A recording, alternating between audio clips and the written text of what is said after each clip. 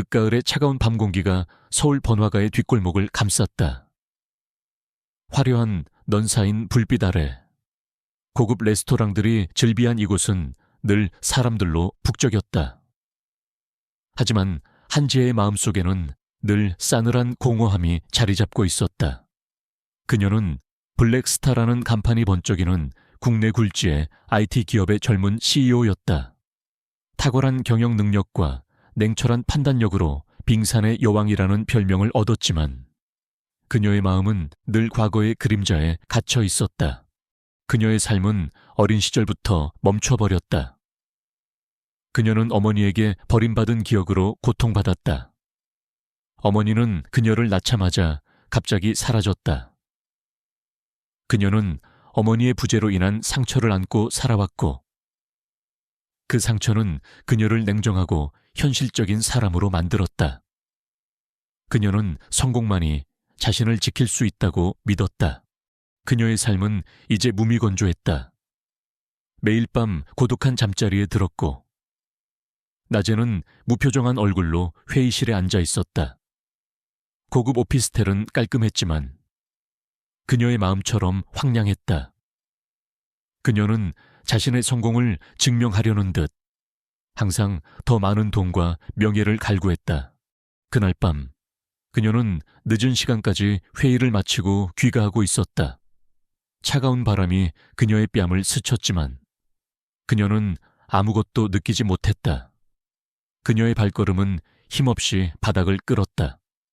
그때 그녀의 시선이 낡은 재래시장 골목으로 향했다. 시장은 이미 파장 분위기였고 낡은 포장마차들이 여기저기 널려 있었다. 그때 포장마차 한 구석에서 요란한 소리가 들려왔다. 시선이 닿은 곳에는 낡고 허름한 옷차림의 여인이 주저앉아 있었다. 그녀의 옆에는 부서진 리어카와 흩어진 국수 그릇들이 나뒹굴고 있었다. 건장한 남자 몇 명이 여인을 둘러싸고 있었다. 그들은 고급스러운 양복을 입고 있었지만 그들의 눈빛에는 오만함과 조롱이 가득했다. 그들 중 한 명은 레스토랑의 지배인으로 보이는 남자였다. 그는 낡은 시장의 이권을 장악하고 있는 지역 조폭들이었다. 이 거지 같은 년이 어딜 감히 우리가 누군 줄 알고 이딴 쓰레기를 여기다 뿌려놔. 상인회 간부로 보이는 남자가 소리쳤다. 그의 목소리에는 위협적인 기운이 감돌았다. 여인은 연신 고개를 숙이며 빌었다. 죄송합니다. 죄송합니다. 제가 실수했습니다. 상인회 간부는 여인의 머리채를 잡아 올렸다. 이 미친년이 아직 정신을 못 차렸군. 오늘 여기서 내 놈이 가진 거 다 내놔야 정신 차릴 거야. 여인의 얼굴은 공포에 질려 창백해졌다. 그녀의 눈에서는 뜨거운 눈물이 흘러내렸다. 그녀의 품에는 어린 딸이 웅크리고 있었다. 딸의 얼굴도 공포에 질려 창백했다. 주변 상인들은 모두 숨죽이며 이 상황을 지켜보고 있었다.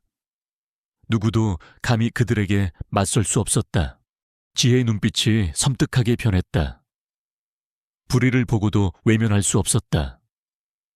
그녀의 마음속에는 어릴 적 자신이 느꼈던 무력감과 분노가 다시 솟아올랐다. 그녀는 망설임 없이 여인에게 다가갔다. 이봐요, 지금 뭐 하는 짓입니까? 지혜가 소리쳤다. 그녀의 목소리는 차분했지만 그 속에는 단호함이 묻어 있었다.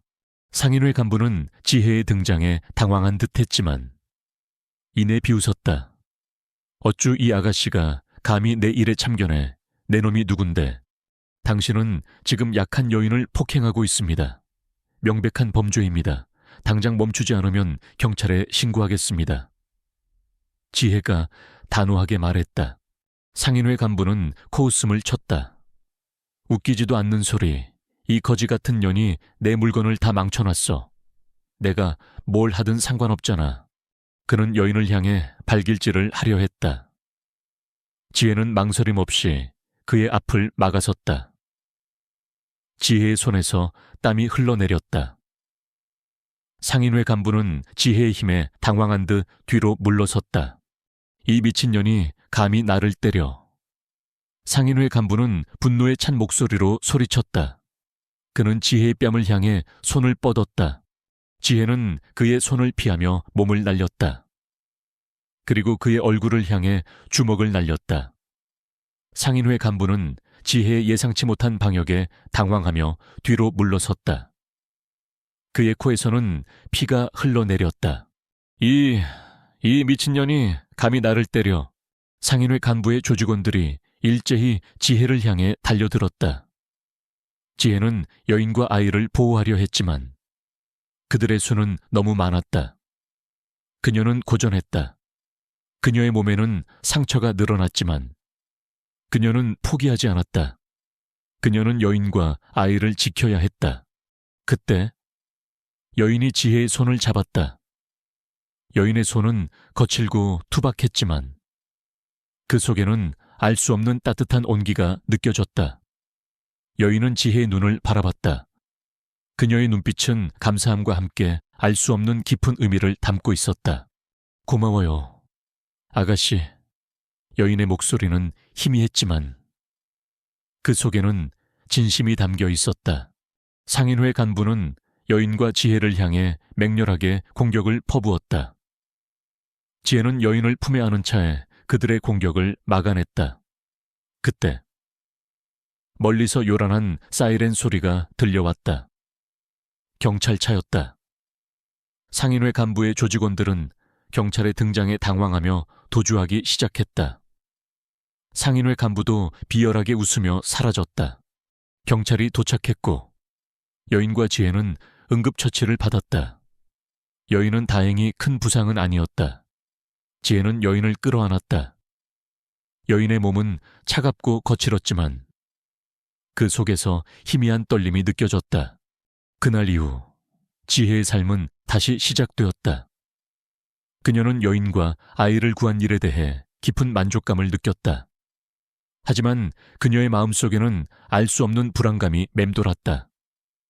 상인회 간부의 마지막 경고가 그녀의 뇌리에서 떠나지 않았다. 오늘 일 잊지 않을 거야. 반드시 그 대가를 치르게 될 거야. 지혜는 직감했다. 이 사건은 결코 여기서 끝나지 않을 것이라고. 그리고 그녀는 이 모든 것을 끝내야 한다고 다짐했다. 늦가을의 차가운 밤 공기가 서울 번화가의 뒷골목을 감쌌다. 화려한 넌 쌓인 불빛 아래 고급 레스토랑들이 즐비한 이곳은 늘 사람들로 북적였다. 하지만 한지혜의 마음속에는 늘 싸늘한 공허함이 자리 잡고 있었다. 그녀는 블랙스타라는 간판이 번쩍이는 국내 굴지의 IT 기업의 젊은 CEO였다. 탁월한 경영 능력과 냉철한 판단력으로 빙산의 여왕이라는 별명을 얻었지만 그녀의 마음은 늘 과거의 그림자에 갇혀 있었다. 그녀의 삶은 어린 시절부터 멈춰버렸다. 그녀는 어머니에게 버림받은 기억으로 고통받았다. 어머니는 그녀를 낳자마자 갑자기 사라졌다. 그녀는 어머니의 부재로 인한 상처를 안고 살아왔고 그 상처는 그녀를 냉정하고 현실적인 사람으로 만들었다. 그녀는 성공만이 자신을 지킬 수 있다고 믿었다. 그녀의 삶은 이제 무미건조했다. 매일 밤 고독한 잠자리에 들었고 낮에는 무표정한 얼굴로 회의실에 앉아 있었다. 고급 오피스텔은 깔끔했지만 그녀의 마음처럼 황량했다. 그녀는 자신의 성공을 증명하려는 듯 항상 더 많은 돈과 명예를 갈구했다. 그날 밤 그녀는 늦은 시간까지 회의를 마치고 귀가하고 있었다. 차가운 바람이 그녀의 뺨을 스쳤지만 그녀는 아무것도 느끼지 못했다. 그녀의 발걸음은 힘없이 바닥을 끌었다. 그때 그녀의 시선이 낡은 재래시장 골목으로 향했다. 시장은 이미 파장 분위기였고 낡은 포장마차들이 여기저기 널려 있었다. 그때 포장마차 한 구석에서 요란한 소리가 들려왔다. 시선이 닿은 곳에는 낡고 허름한 옷차림의 여인이 주저앉아 있었다. 그녀의 옆에는 부서진 리어카와 흩어진 국수 그릇들이 나뒹굴고 있었다. 건장한 남자 몇 명이 여인을 둘러싸고 있었다. 그들은 고급스러운 양복을 입고 있었지만 그들의 눈빛에는 오만함과 조롱이 가득했다. 그들 중 한 명은 레스토랑의 지배인으로 보이는 남자였다. 그는 낡은 시장의 이권을 장악하고 있는 지역 조폭들이었다. 이 거지 같은 년이 어딜 감히 우리가 누군 줄 알고 이딴 쓰레기를 여기다 뿌려놔. 상인회 간부로 보이는 남자가 소리쳤다. 그의 목소리에는 위협적인 기운이 감돌았다. 여인은 연신 고개를 숙이며 빌었다. 죄송합니다. 죄송합니다. 제가 실수했습니다. 상인회 간부는 여인의 머리채를 잡아 올렸다. 이 미친년이 아직 정신을 못 차렸군. 오늘 여기서 내 놈이 가진 거 다 내놔야 정신 차릴 거야. 여인의 얼굴은 공포에 질려 창백해졌다. 그녀의 눈에서는 뜨거운 눈물이 흘러내렸다. 그녀의 품에는 어린 딸이 웅크리고 있었다. 딸의 얼굴도 공포에 질려 창백했다. 주변 상인들은 모두 숨죽이며 이 상황을 지켜보고 있었다. 누구도 감히 그들에게 맞설 수 없었다. 지혜의 눈빛이 섬뜩하게 변했다. 불의를 보고도 외면할 수 없었다. 그녀의 마음속에는 어릴 적 자신이 느꼈던 무력감과 분노가 다시 솟아올랐다. 그녀는 망설임 없이 여인에게 다가갔다. 이봐요, 지금 뭐 하는 짓입니까? 지혜가 소리쳤다.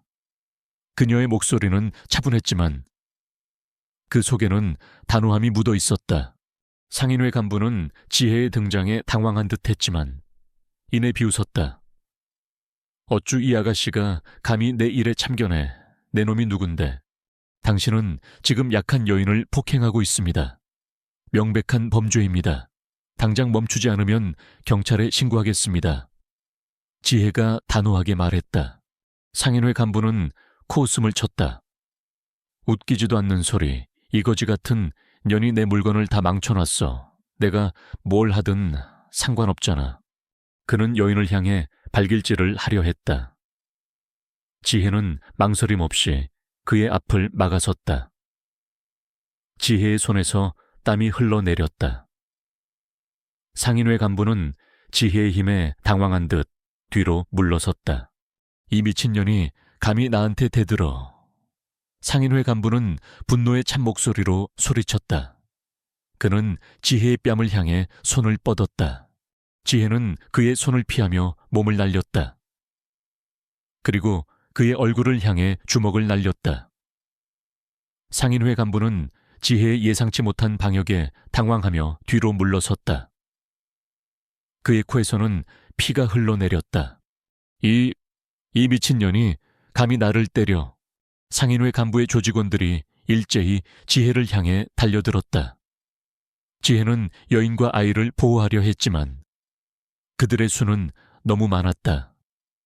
그녀는 고전했다. 그녀의 몸에는 상처가 늘어났지만 그녀는 포기하지 않았다.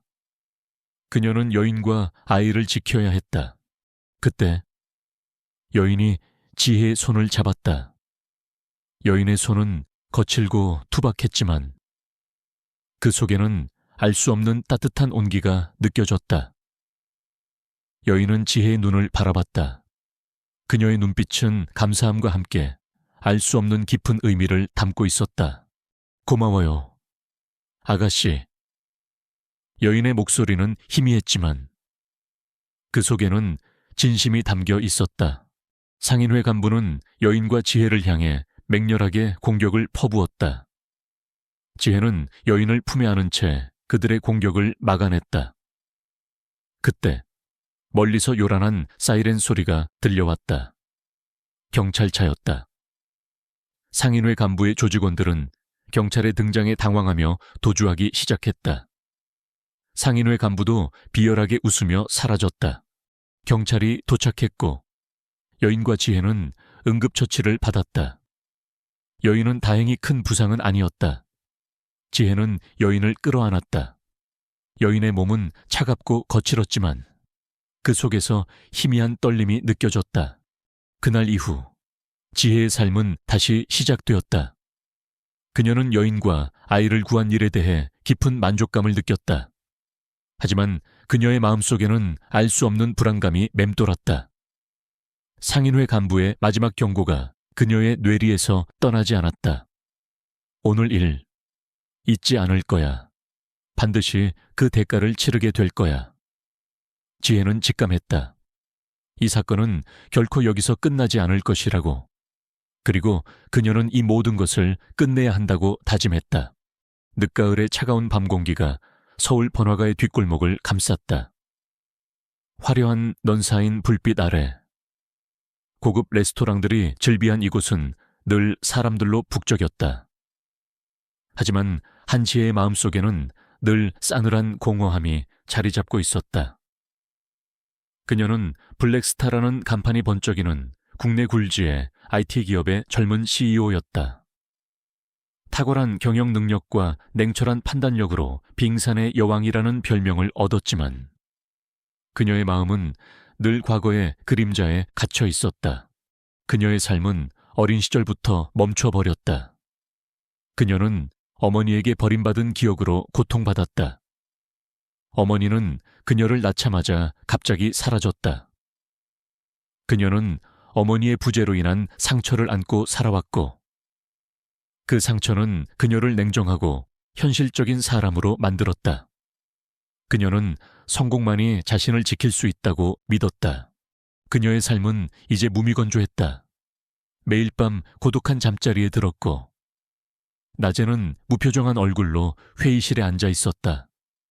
고급 오피스텔은 깔끔했지만 그녀의 마음처럼 황량했다. 그녀는 자신의 성공을 증명하려는 듯 항상 더 많은 돈과 명예를 갈구했다.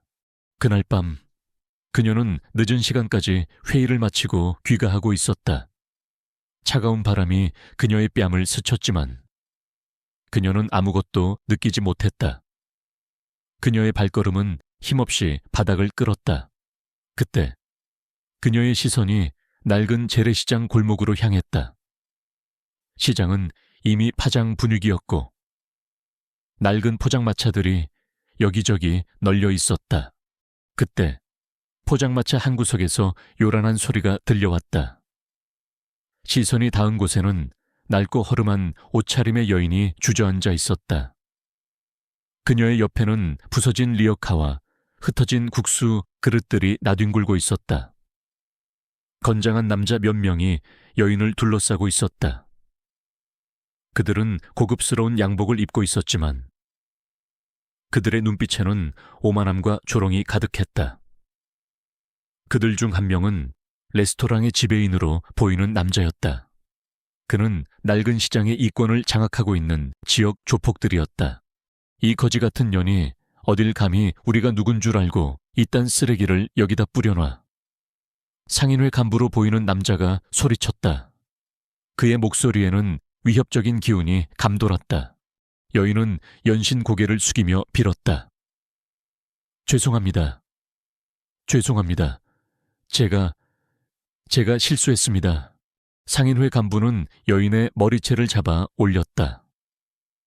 이 미친년이 아직 정신을 못 차렸군. 오늘 여기서 내 놈이 가진 거 다 내놔야 정신 차릴 거야. 여인의 얼굴은 공포에 질려 창백해졌다. 그녀의 눈에서는 뜨거운 눈물이 흘러내렸다. 그녀의 품에는 어린 딸이 웅크리고 있었다.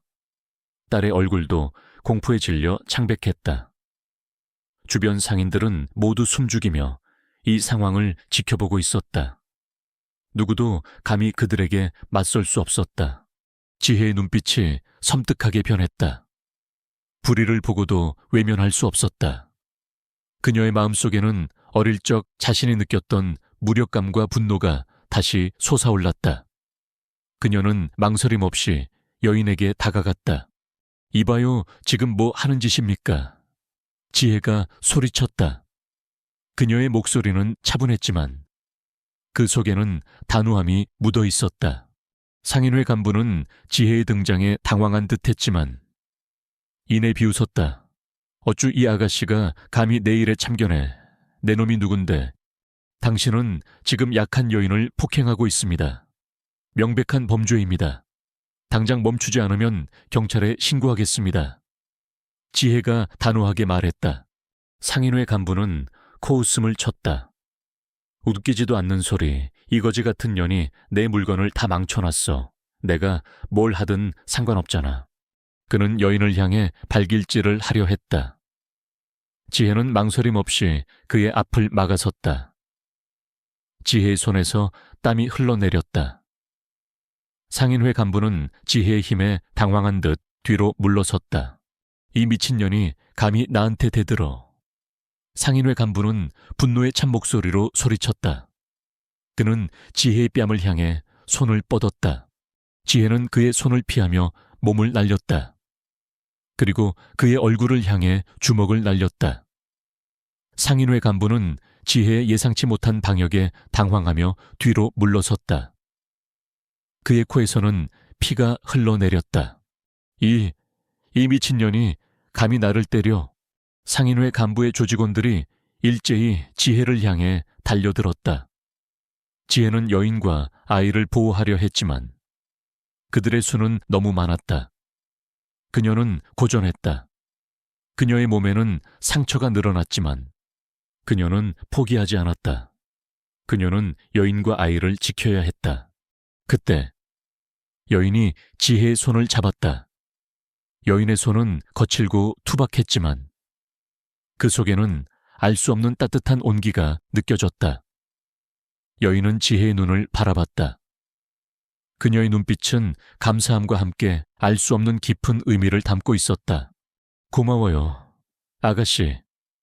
여인의 목소리는 희미했지만 그 속에는 진심이 담겨 있었다. 상인회 간부는 여인과 지혜를 향해 맹렬하게 공격을 퍼부었다. 지혜는 여인을 품에 안은 채 그들의 공격을 막아냈다. 그때 멀리서 요란한 사이렌 소리가 들려왔다. 경찰차였다.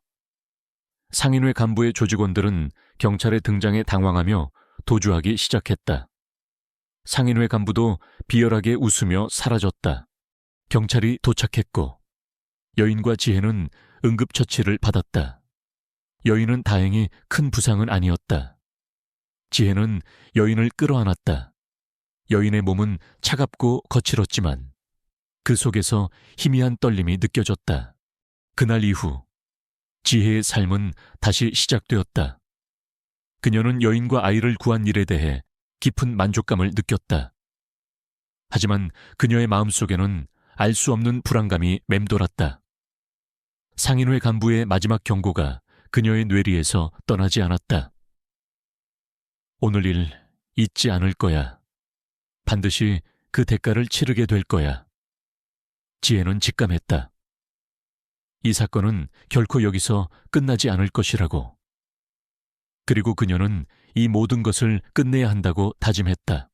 지하 실험실은 팽팽한 긴장감으로 가득 찼다. 최강우의 비열한 웃음과 무장한 조직원들의 위협적인 시선이 지혜를 짓눌렀다. 하지만 지혜의 눈빛은 흔들림 없었다. 어머니의 죽음, 이진우의 희생, 그리고 민호의 고통. 이 모든 것을 끝내야 한다는 결의가 그녀의 심장을 뜨겁게 달구었다. 그녀의 심장 속에서 블랙스타 펜던트가 희미하게 빛나는 듯했다. 감히 나의 위대한 걸작을 방해하려 해. 어리석은 것들, 이 아이는 알세이렌 프로젝트러의 최종 완성본이다. 이 아이를 깨우면 모든 것이 파괴될 거야. 최강우의 목소리는 광기로 가득했다. 그의 손에는 주사기가 들려 있었고 민호가 쓰러져 있는 침대를 향해 다가갔다. 지혜는 충격에 빠졌다. 민호가 살아있었다니. 그리고 최강우는 민호를 이용해 세이렌 프로젝트의 최종 목표를 완성하려 했던 것이다. 민호의 목덜미에 있는 뱀 문신이 섬뜩하게 번뜩였다. 녀석의 눈빛은 슬픔과 함께 간절함을 담고 있었다. 최강우는 주사기를 들어 민호에게 약물을 주입하려 했다. 지혜는 본능적으로 몸을 던졌다. 그녀는 최강우를 향해 달려들었고 그와 몸싸움을 벌였다. 최강우의 힘은 예상외로 강했다. 광기에 휩싸인 그의 눈은 더욱 붉게 빛났다. 그의 팔에는 뱀 문신이 선명하게 새겨져 있었다. 지혜의 악몽 속에 등장했던 바로 그 그림자 같은 남자였다. 감히 나의 실험을 방해하려 해. 이 미물 따위가. 최강우가 소리쳤다. 최강우는 지혜의 목을 움켜쥐었다. 지혜는 숨이 막혔다. 그녀의 머릿속에는 어머니와 이진우 그리고 민호의 모습이 교차했다. 그녀는 이대로 포기할 수 없었다. 그녀는 블랙스타 펜던트를 꽉 움켜쥐었다. 펜던트에서 뿜어져 나오는 빛은 이제 그녀의 눈을 붉게 물들였다. 그녀의 눈빛은 분노와 복수심으로 이글거렸다. 그녀는 이 모든 것을 끝내야 했다. 그때 민호가 최강우를 향해 맹렬하게 달려들었다. 녀석은 최강우의 팔에 새겨진 뱀 문신을 향해 이빨을 드러냈다. 뱀 문신은 검은 피를 흘리며 일그러졌다. 최강우는 고통에 절규하며 뒤로 물러섰다. 그의 힘은 약해지는 듯했다. 민호는 유리관이 파괴되자 최강우의 다리를 물고 놓지 않았다. 녀석은 최강우를 향해 격렬하게 낑낑거렸다. 녀석의 눈빛은 최강우를 향한 증오와 함께 지혜를 향한 믿음으로 가득했다. 민호는 최강우에게서 지혜를 보호하려는 듯 자신의 몸을 던져 최강우의 공격을 막아냈다. 최강우는 자신이 만든 걸작이 파괴되는 것을 보고 절규했다. 아니야, 나의 세일엔, 나의 꿈이. 그 순간 김서연 회장이 경찰 특공대와 함께 실험실 안으로 진입했다. 김서연 회장은 지혜의 마지막 연락을 받고 지원 요청을 했던 것이다. 경찰 특공대는 최강우와 그의 조직원들을 모두 체포했다. 최강우는 자신이 아난타 조직의 핵심 인물임을 자백했고 세일엔 프로젝트를 통해 새로운 초인들을 만들어 아난타의 부활을 꿈꿨다고 실토했다. 그는 민호를 납치하여 그의 특별한 유전자를 이용해 실험을 진행했으며 그를 이용하여 그들의 비밀을 지키려 했음을 털어놓았다. 아난타 조직은 마침내 완전히 뿌리 뽑혔다. 그들의 모든 비밀과 잔혹한 범죄들이 세상에 드러났고 그들은 법의 심판을 받게 되었다. 지혜는 민호를 끌어안았다. 민호는 약물 부작용으로 인해 쇠약했지만 지혜의 따뜻한 온기에 안정을 찾는 듯했다. 민호는 병원으로 이송되었고 뱀의 눈물을 이용한 치료를 통해 건강을 되찾았다. 박수진과 민호의 부모는 지혜에게 감사 인사를 전하며 눈물을 흘렸다. 지혜는 이제 더 이상 과거의 그림자에 갇혀있지 않았다. 그녀는 민호의 희생과 이진우의 헌신, 그리고 어머니의 비극을 기억하며 새로운 삶을 살아가기로 결심했다. 그녀의 곁에는 박수진과 민호, 그리고 구출된 아이들, 그리고 그녀의 심장 속에는 어머니와 이진우의 영혼이 살아 숨 쉬고 있었다. 그녀는 이제 단순한 CEO가 아니었다. 민호가 선택한 정의를 수호하는 이 세상의 진정한 영웅으로 그녀의 새로운 삶은 이제 막 시작되었다. 그녀는 어둠을 밝히는 한 줄기 빛이 되어 민호의 희생이 결코 헛되지 않았음을 증명할 것이었다. 연구소 지하 실험실은 팽팽한 긴장감으로 가득 찼다. 최강우의 비열한 웃음과 무장한 조직원들의 위협적인 시선이 지혜를 짓눌렀다. 하지만 지혜의 눈빛은 흔들림 없었다. 어머니의 죽음, 이진우의 희생, 그리고 민호의 고통, 이 모든 것을 끝내야 한다는 결의가 그녀의 심장을 뜨겁게 달구었다. 그녀의 심장 속에서 블랙스타 펜던트가 희미하게 빛나는 듯 했다. 내 놈의 추악한 야망은 여기서 끝이다. 지혜는 펜던트를 꽉 움켜쥐고 최강우를 향해 달려들었다. 펜던트에서 뿜어져 나오는 빛은 이제 그녀의 눈을 붉게 물들였다. 최강우는 지혜의 예상치 못한 공격에 당황하며 총을 빼들어 겨눴다. 총성이 울려 퍼졌다. 지혜는 펜던트에서 뿜어져 나오는 힘을 이용해 총알을 피했다. 그녀의 움직임은 예측 불가능했고 그녀의 주먹은 강력했다. 최강우는 지혜의 예상치 못한 힘에 당황하며 뒤로 물러섰다. 조직원들이 일제히 지혜를 향해 달려들었지만 지혜는 펜던트의 힘을 이용해 그들을 압도했다. 그녀의 몸은 마치 그림자처럼 유연하게 움직였고 그녀의 주먹은 번개처럼 빠르고 정확했다. 조직원들은 속수무책으로 당할 수밖에 없었다. 최강우는 상황이 불리해지자 비열하게 웃으며 실험실 중앙에 있는 거대한 유리관을 향해 손을 뻗었다. 유리관 안에는 알 수 없는 액체가 가득 차 있었고 그 속에는 작고 어린아이가 잠들어 있었다. 이민호, 지혜의 악몽 속에 등장했던 3년 전 실종된 바로 그 아이였다. 그녀는 박수진의 아들이었다. 감히 나의 위대한 걸작을 방해하려 해. 어리석은 것들, 이 아이는 세일엔 프로젝트 악취의 최종 완성본이다. 이 아이를 깨우면 모든 것이 파괴될 거야.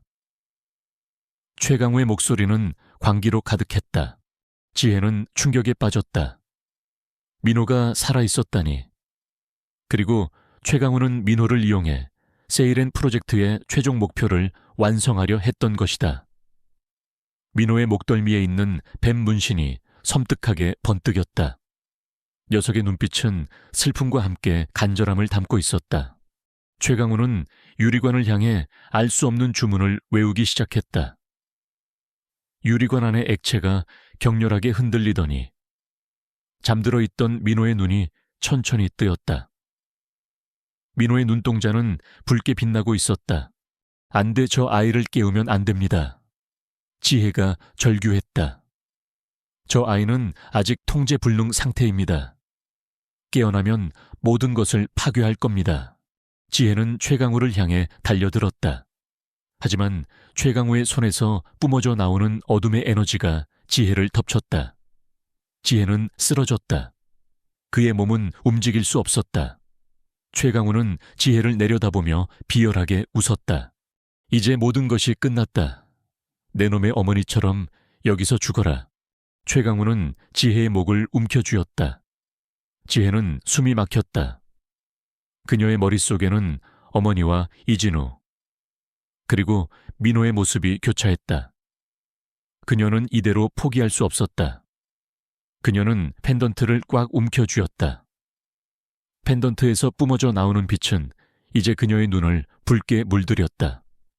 그녀의 눈빛은 분노와 복수심으로 이글거렸다. 그녀는 이 모든 것을 끝내야 했다. 그때 민호가 최강우를 향해 맹렬하게 달려들었다. 녀석은 최강우의 팔에 새겨진 뱀 문신을 향해 이빨을 드러냈다. 뱀 문신은 검은 피를 흘리며 일그러졌다. 최강우는 고통에 절규하며 뒤로 물러섰다. 그의 힘은 약해지는 듯했다. 민호는 유리관이 파괴되자 최강우의 다리를 물고 놓지 않았다. 녀석은 최강우를 향해 격렬하게 낑낑거렸다.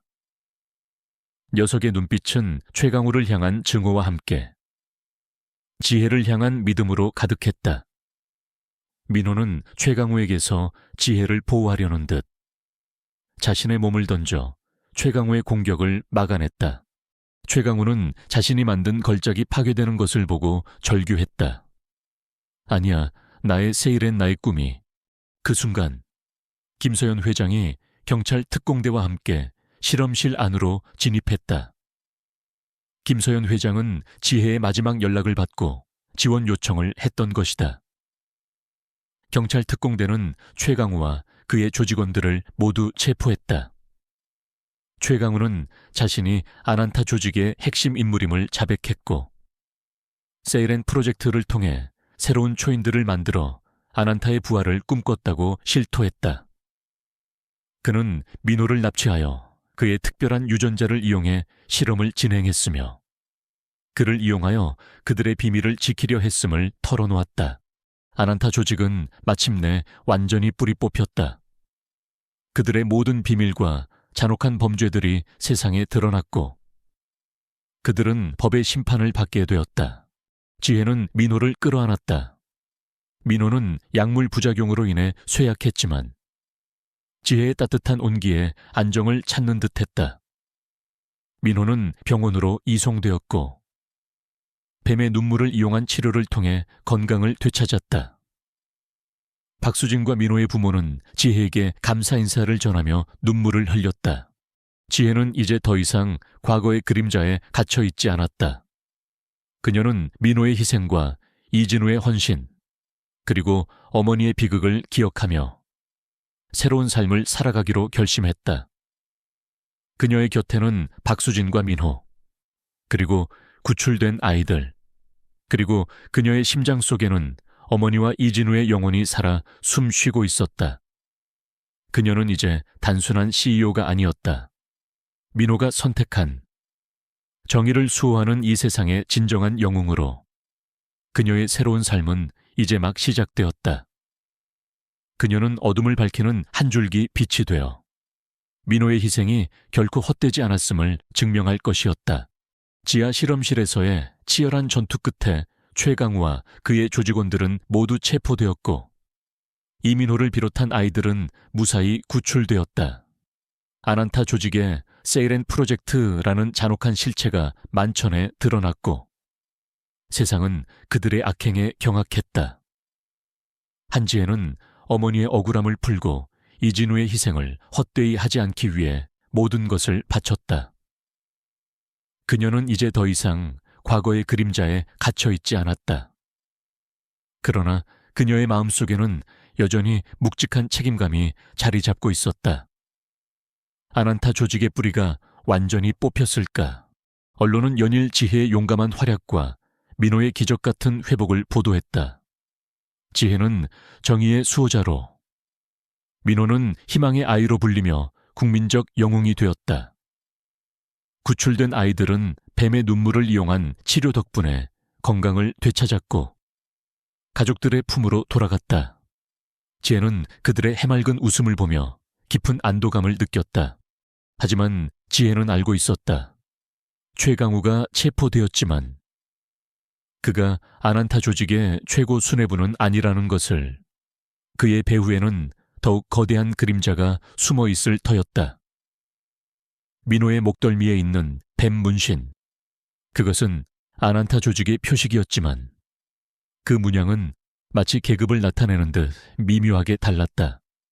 지혜는 아난타의 진짜 두목을 찾아내고 그들의 모든 악행을 끝내야 한다고 생각했다. 김소연 회장은 지혜의 든든한 조력자가 되어주었다. 그녀는 최강우의 자백과 압수된 증거들을 분석하며 아난타 조직의 실체를 파헤쳤다. 그들은 아난타가 전 세계적으로 활동하는 거대한 범죄 조직이며 각국의 고위층 인사들과 연결되어 있음을 알아냈다. 그들은 막강한 자금력과 함께 비밀스러운 연구시설과 무장 세력을 보유하고 있었다. 수사 과정은 험난했다. 아난타 조직의 잔당들은 교활했고 그들의 흔적은 철저히 은폐되어 있었다. 그들은 김소연 회장과 지혜의 목숨까지 위협하며 수사를 방해했다. 지혜는 블랙스타 펜던트가 떨리는 것을 느꼈다. 펜던트는 위험이 다가올 때마다 경고를 보냈고 그들을 안전하게 이끌었다. 이진우의 영혼이 그녀의 곁에서 그녀를 지키는 듯했다. 며칠 밤낮 없이 조사한 끝에 그들은 아난타 조직의 진짜 두목이 그림자 제왕이라는 인물이라는 사실을 알아냈다. 그림자 제왕은 겉으로는 존경받는 재계의 거물이자 자선 사업가로 알려져 있었지만 실상은 아난타 조직의 창시자이자 모든 음모의 배후였다.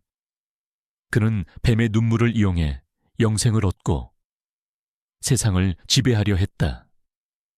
그의 팔에는 가장 크고 화려한 뱀 문신이 선명하게 새겨져 있었다.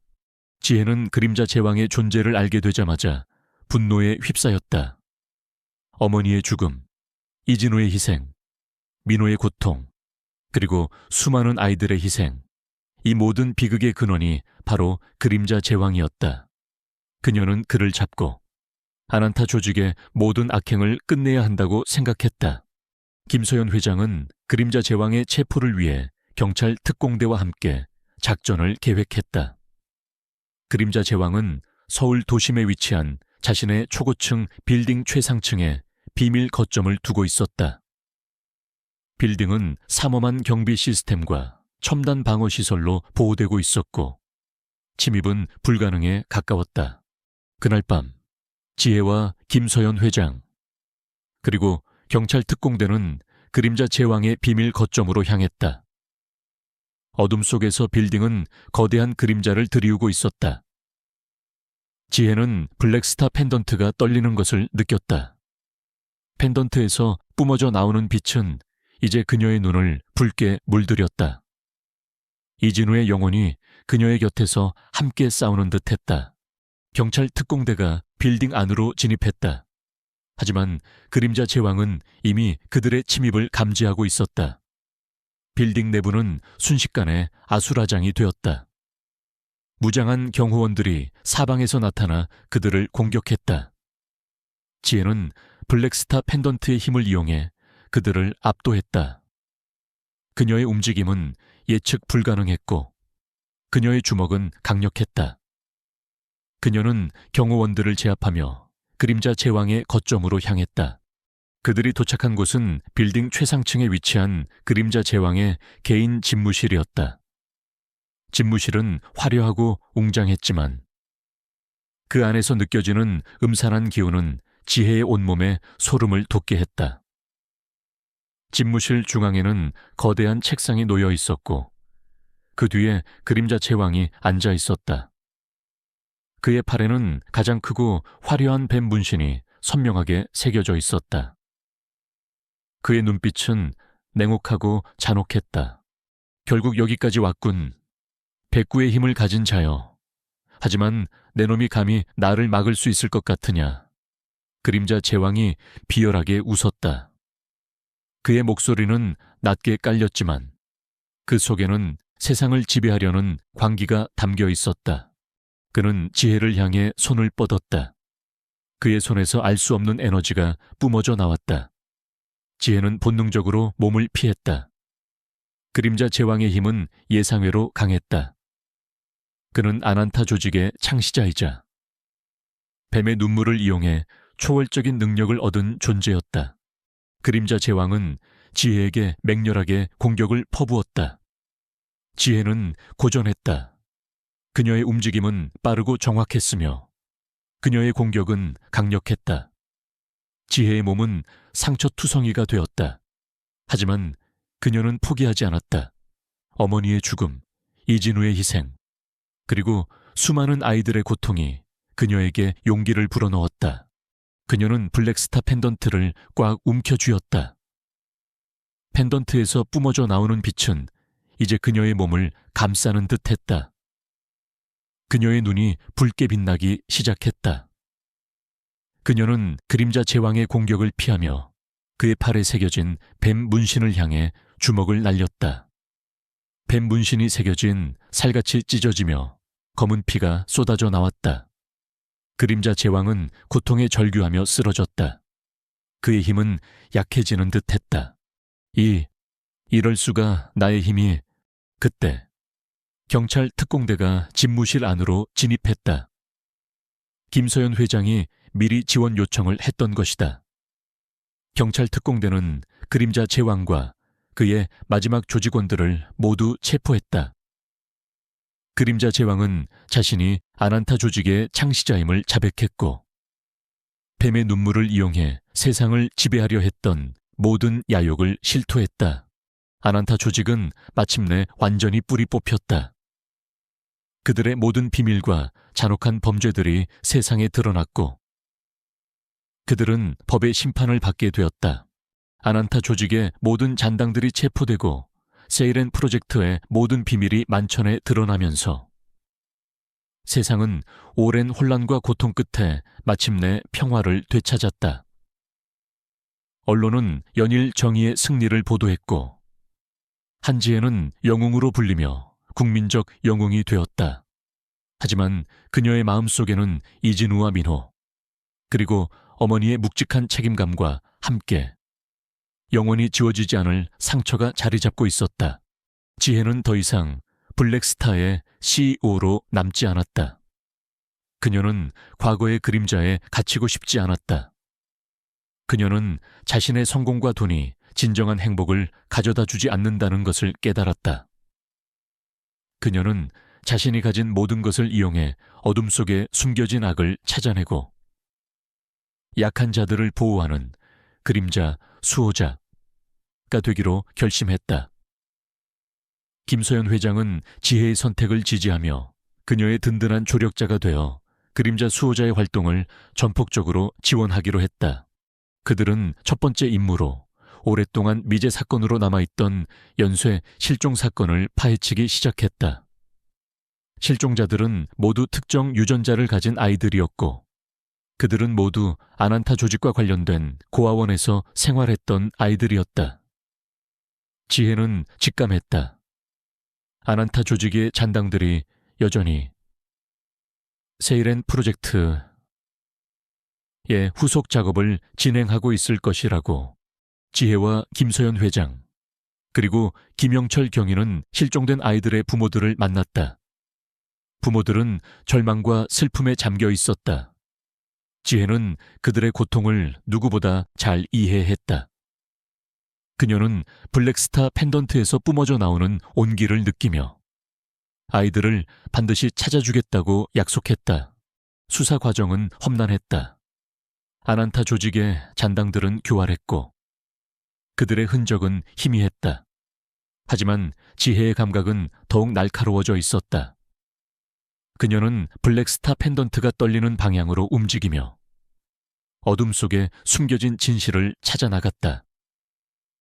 펜던트는 위험이 다가올 때마다 경고를 보냈고 그들을 안전하게 이끌었다. 며칠간의 추적 끝에 그들은 서울 외곽에 버려진 연구시설을 찾아냈다. 연구시설은 겉보기에는 낡고 허름했지만 그 안에는 첨단 장비들이 숨겨져 있었다. 지혜는 펜던트의 떨림을 느꼈다. 이곳이 바로 아난타 조직의 잔당들이 세이렌 프로젝트 진우를 재개하고 있는 곳이었다. 지혜와 김소연 회장, 그리고 김영철 경위는 연구시설 안으로 잠입했다. 연구시설 내부는 미로처럼 복잡했고 낡은 실험기구들이 음산한 분위기를 풍겼다. 그들은 소리 없이 움직이며 주변을 살폈다. 그때 희미한 아이들의 울음소리가 들려왔다. 아이들은 연구시설 깊숙한 곳에 감금되어 있었다. 지혜와 김서연 회장, 그리고 김영철 경위는 아이들의 울음소리를 따라갔다. 그들이 도착한 곳은 거대한 철창이 놓인 실험실이었다. 철창 안에는 실종된 아이들이 갇혀 있었고 그들은 모두 약물에 취한 듯 의식이 희미했다. 그리고 실험실 중앙에는 낡은 실험복을 입은 한 노인이 서 있었다. 노인의 팔에는 뱀 문신이 희미하게 새겨져 있었다. 그는 아난타 조직의 마지막 과학자, 닥터 그림잔이었다. 결국 여기까지 왔군. 백구의 힘을 가진 자여. 하지만 내 놈이 감히 나의 위대한 프로젝트를 방해할 수 있을 것 같으냐. 닥터 그림자가 비열하게 웃었다. 그의 뒤에는 무장한 조직원들이 서 있었다. 지혜는 블랙스타 펜던트를 꽉 움켜쥐었다. 펜던트에서 뿜어져 나오는 빛은 이제 그녀의 눈을 붉게 물들였다. 그녀의 눈빛은 분노와 복수심으로 이글거렸다. 그녀는 아이들을 구하고 닥터 그림자의 잔혹한 프로젝트를 끝내야 했다. 내 놈의 추악한 야망은 여기서 끝이다. 지혜는 닥터 그림자를 향해 달려들었다. 닥터 그림사는 총을 빼들어 지혜를 향해 겨눴다. 총성이 울려 퍼졌다. 지혜는 총알을 피하며 닥터 그림자에게 돌진했다. 그녀의 움직임은 예측 불가능했고 그녀의 주먹은 강력했다. 닥터 그림사는 민서의 예상치 못한 힘에 당황하며 뒤로 물러섰다. 조직원들은 민서에게 달려들었지만 민서는 가디언의 힘을 이용해 그들을 압도했다. 소연은 아이들을 구하기 위해 철창문을 열려 했다. 하지만 철창문은 굳게 잠겨 있었다.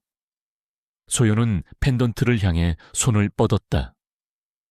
펜던트에서 뿜어져 나오는 빛이 철창문에 닿자마자 철창문이 굉음을 내며 열리기 시작했다. 지혜의 힘이 그들에게 또 다른 기적을 선사한 것이다. 아이들이 철창 밖으로 뛰쳐나왔다. 소연은 아이들을 보호하며 실험실 밖으로 대피시켰다. 닥터 그림자는 아이들이 도망치는 것을 보고 분노에 휩싸였다. 젠장 내 위대한 걸작들이. 그는 민서를 향해 달려들었다. 그의 팔에 새겨진 뱀 문신이 붉게 빛났다. 그의 손에서 알 수 없는 에너지가 뿜어져 나왔다. 민서는 닥터 그림자의 공격을 피하며 그의 팔에 새겨진 뱀 문신을 향해 주먹을 날렸다. 뱀 문신이 새겨진 살같이 찢어지며 검은 피가 쏟아져 나왔다. 닥터 그림사는 고통에 절규하며 쓰러졌다. 그의 힘은 약해지는 듯했다. 그때 경찰 특공대가 연구시설 안으로 진입했다. 김영철 경위가 지원 요청을 했던 것이다. 경찰 특공대는 닥터 그림자와 그의 조직원들을 모두 체포했다. 닥터 그림사는 자신이 아난타 조직의 마지막 잔당임을 자백했고 세이렌 프로젝트를 통해 새로운 초인들을 만들어 아난타의 부활을 꿈꿨다고 실토했다. 아난타 조직은 마침내 완전히 뿌리 뽑혔다.